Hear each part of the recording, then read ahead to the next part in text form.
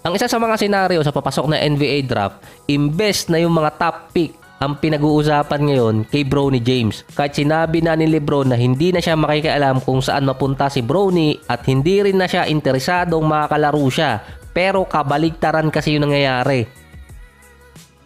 Sinabi din ni Rich Paul sa isang interview, hindi siya kukuha ng two-way contract para kay Bronny. Meron na lang ding until May 30 para makapag-withdraw ang mga players na sasali sa draft. Sa trajectory naman, hindi mag-withdraw doon si Bronny dahil base sa report ni Sham, 10 team so far ang nag-invite sa kanya para sa workout. Nakapag-workout na kasi si Bronny sa Lakers. Ang susunod doon, Suns. May number 22 sa draft ang Suns, number 17 at 55 ang Lakers. By The Athletics, kinukonsider ng Suns na piliin si Bronny sa number 22 dahil wala naman silang second round pick. Mauuna ang Lakers sa draft pero dahil sa nireport na interesado ang Suns na kunin si Bronny, mapapaagad din ang pagpili ng Lakers na kinonsider nilang piliin sa second round naman. Sa report din ni Sham kung saan mapunta si Bronny, may chance din doon na pumunta si LeBron. Mauuna yung draft kesa player option deadline. Sa 10 teams na nag-invite kay Bronny, hindi niya pupuntahan yun lahat. Pili lang ang teams na magta-try out siya or magwo-workout. Ito yung mga teams na kinonsider si Bronny na piliin sa draft. Kumbaga siya pa yung lumalabas na pinag-aagawan ngayon ng mga teams. Sa consideration ng Suns kay Bronny, ito ay para sa defensive end. Parang ginawa ng Sacramento kay Davion Mitchell. Nakamukha din ni Bronny.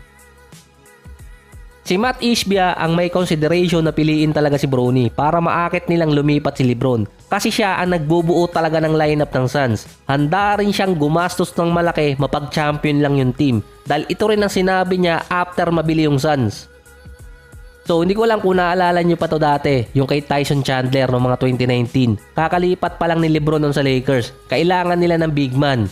Ang GM nun ng Suns si James Jones na, mga 2017 pa. Humingi di umano ng pabor si LeBron kay James Jones para i-release si Chandler. Hindi rin masyado nagagamit nun si Tyson Chandler sa lineup ng Suns at ayaw din magpa-buyout. Kaya ang ginawa ng Suns, winave si Chandler para lumipat sa Lakers. Ngayon, mangungubra naman si James Jones sa pabor niya kay LeBron.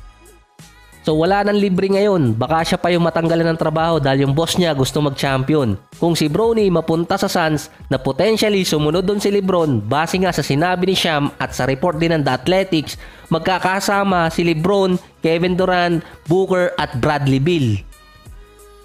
Pero pwede nga ba mangyari na pumunta si LeBron sa Suns kung sakali madrop si Bronny doon? Sa financial standpoint, medyo malabo.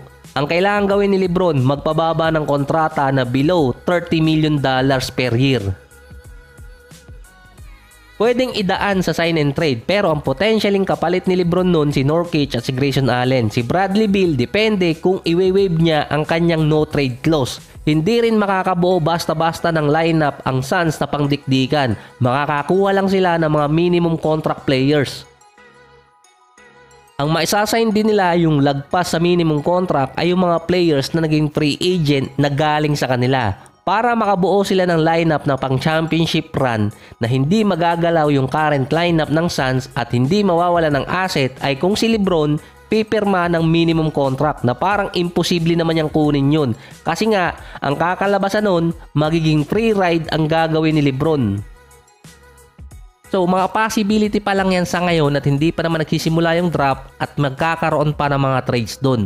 Merong isang team pa ang pwedeng makailam sa Suns at sa Lakers. Ito yung Pelicans. May until June 1 pa sila para kunin yung draft ng Lakers, number 17.